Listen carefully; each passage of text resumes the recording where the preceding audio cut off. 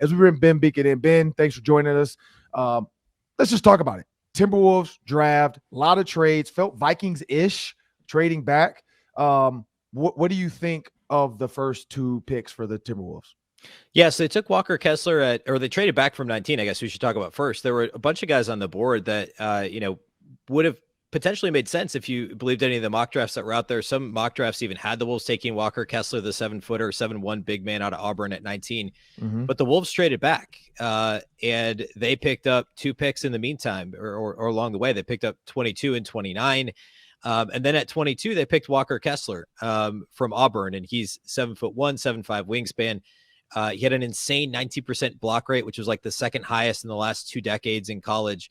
He's a rim protector. He's great in pick and roll, drop coverage, which the Wolves ran a lot of, a couple years prior, and karl-Anthony Towns was not great in drop coverage. So they switched their coverages last year. They played a lot of high wall pick and roll, playing at the level of the screen, and blitzing pick and roll coverages, some switching.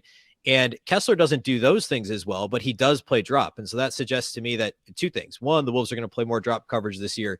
And 2, they're going to play karl-Anthony Towns at the 4, which I know a lot of folks have been talking about recently as a possibility. I don't think they're going to do it for that many minutes per game. I don't think, Kessler's not going to start at the 5, right? But I mean, you get 12, 14 minutes a game as Towns backup, and maybe you steal 4 to 8 minutes with him next to Towns, depending on matchups. And I understand why the Wolves took Kessler. I know a lot of people feel like he was, could have gone later in the draft. But the Wolves picking him at 22, I know why they did it. It makes sense. It's not a huge shock. But it's maybe not the sexiest pick.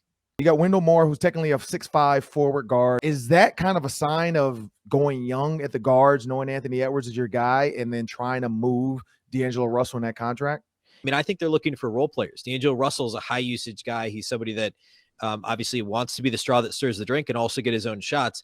But Anthony Edwards is a higher upside, more dynamic, they're not similar players, but version of that, in the sense that he's going to have the ball in his hands a lot, and he's also going to initiate for himself. He's going to create his own shots, and obviously of karl-Anthony Towns. So the Wolves need lower usage type role players, and that's what I think the direction we're going is both of these guys, Kessler and Moore, are kind of lower, or I should say higher floor, lower ceiling type guys where they're going to play a role. They're not like Jaden McDaniels 2 years ago was drafted in the 20s, and he was a swing, right? He could still be a star, very well could be. He could be the 3rd star if this is going to be a playoff team, a good playoff team in the next couple of years.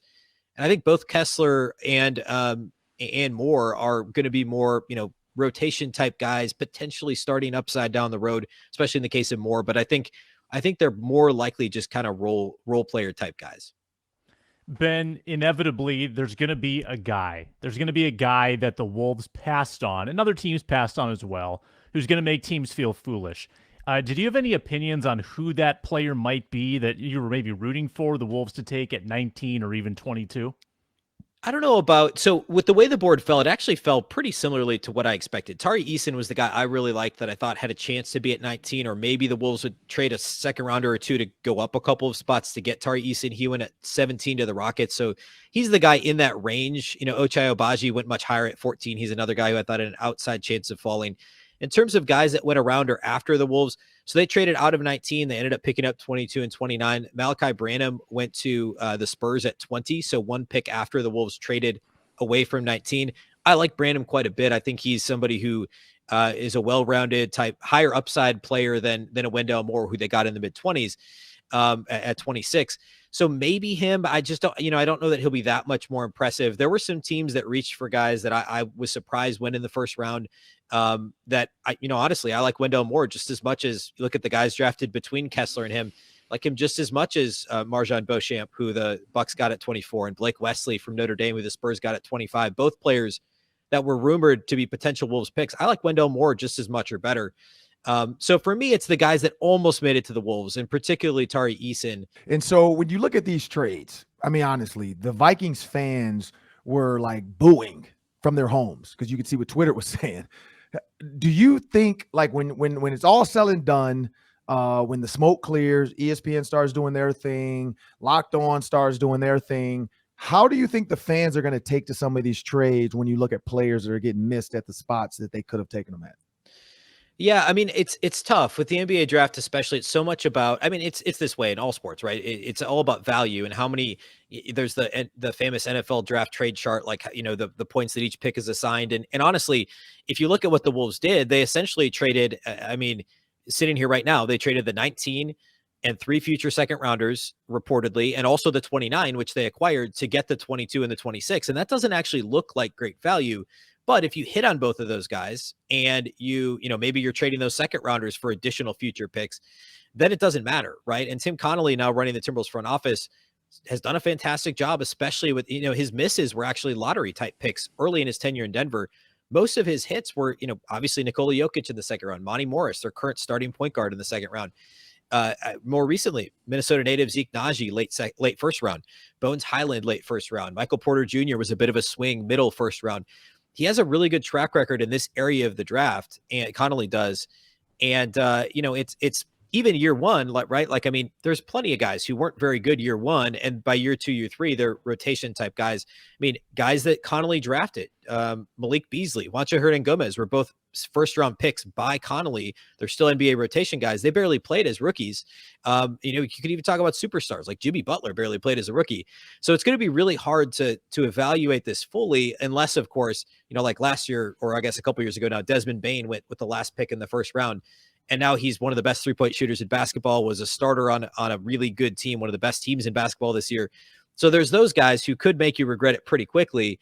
But it's going to take a couple of years, I think, to fully evaluate this. And unless, somebody random in the 20s ends up being Desmond Bane very quickly, I think they're drafting, again, higher floor, lower ceiling type guys that are going to be plug and play on the fringes of the rotation next year. Last one, Ben. Yeah. No trade of D'Angelo Russell on draft night, no blockbusters to speak of.